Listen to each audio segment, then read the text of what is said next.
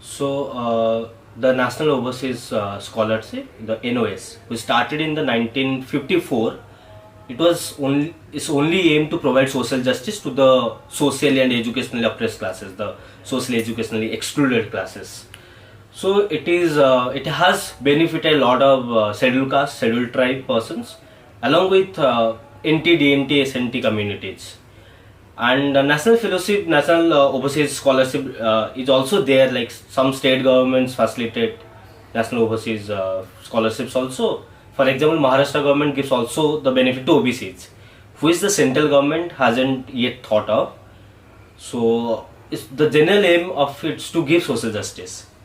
But if you ask me what are the problems right now, the major problem that even over last 5 years, only 48% seat has been fulfilled in National Overseas Scholarship. Like the seats used to be 100 per year. So in last 5 years, out of 500 seats, only 240 seats were fulfilled. And this year, with the data we have, there is only 39 seats that has been fulfilled. So what are the problems? Like why there are only very less seats getting fulfilled? It's not like the SC, STs, OBCs, NT, DNTs, SNTs, all these historically marginalized communities not planning to go abroad or not going abroad. But why still they are not getting NOS? That's the first raging questions that stands in front of us and also in front of the Ministry of Social Justice, which is supposed to give us justice, right? So they are mentioning that rejecting application for income certificate is not there, or income is more, or else even they're telling the community certificate is not found, mark percentage is not there. What do you think of that?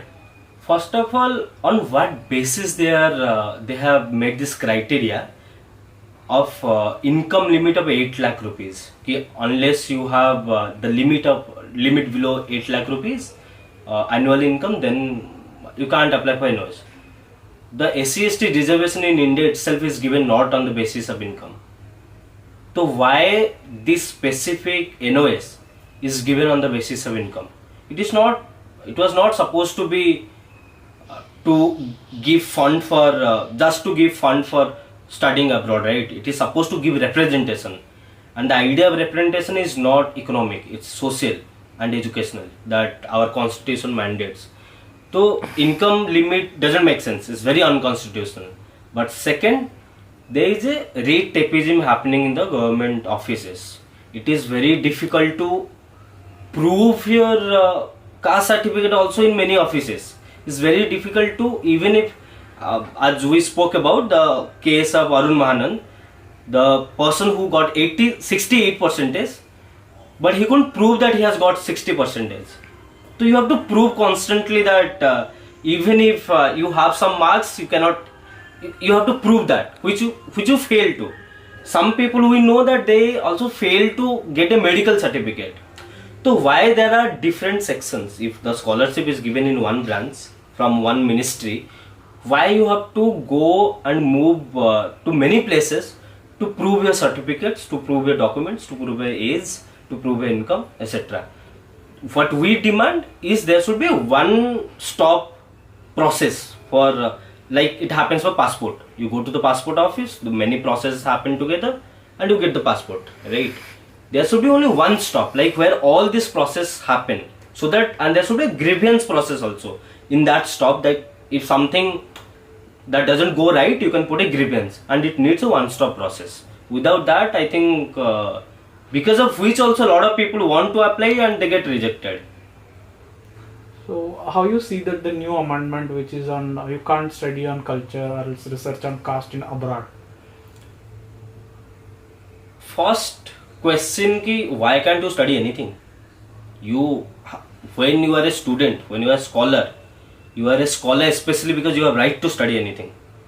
Who is government, who is anyone to ask anyone that you cannot study anything? First.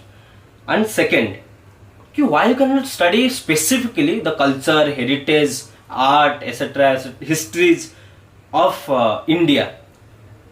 The upper caste persons who go abroad, like for their numbers around per year is around 5 lakh, and our people are not even getting NOS seats fulfilled. Even though they are going, but they are not getting the NOS seats fulfilled. So 5,000 upper caste people who can study with their own ancestral property, funds and everything, with their own cultural capital, social capital, who can represent themselves outside the country, they can study culture, heritage, they have no boundaries. The government has made this boundary only for the marginalized, right? Only who can access to this scholarship. What is this government afraid of marginalized studying culture, history, art, politics? It's very clear. When marginalized study the history, art, politics, culture, they will shatter this government. They will shatter this Brahminical, casteist, capitalistic, patriarchal spaces. They will question them. They will rewrite the history. They will tell this new history. They will tell this rewritten history, the new imagination, new cultural ideas, new artistic ideas to the world. They will reveal the secret of this country, which has been called to be, only like South Asia or third world. Like all our problems are same. It is not. Our problems are very different. We face the brunt of caste. We face the brunt of so-called development projects that has victimized the tribals, the nomadic tribes, the denotified tribes, semi-nomadic tribes, and a lot of other communities. So our problem is not that we are inferior from America or any other first our country. Within this country we are oppressed by some caste, by some so-called upper caste. So when we reveal this to the world politics changes. Not just Indian politics, the world politics changes. How they see this country, how they see us, our people. So I think the government doesn't want that. The government wants sympathy from the other part of the world.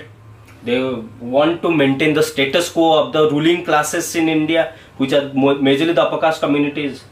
And our rereading of the history and culture and art and heritage, etc., will challenge that. I think this is the major problem. But another problem that comes with that, in STEM courses, there are very less representation of women in India. It's a very sociological fact. In STEM courses, there are very less women. It's only humanities which has a good number of representation of women. So when the humanities seats are very less in NOS, around 20, I think around 20. And this year only 7 people are getting NOS. So think about what will be the representation of women in NOS as a whole. So your final words are the demands which you want to make?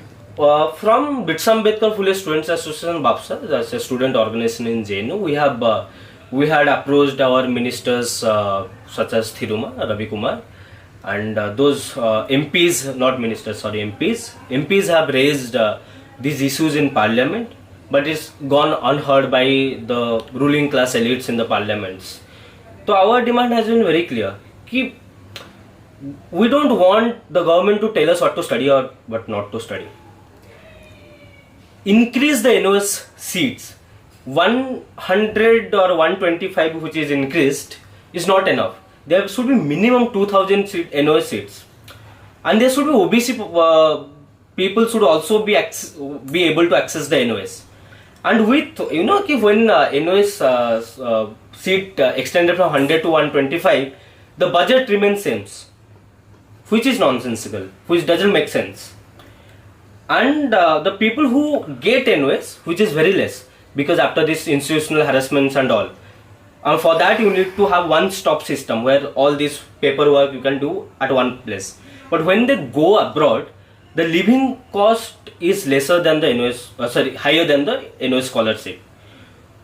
So increase the fellowship, but the money is not sufficient to increase the fellowship. These are our basic demands as of now. Thank you. Thank you.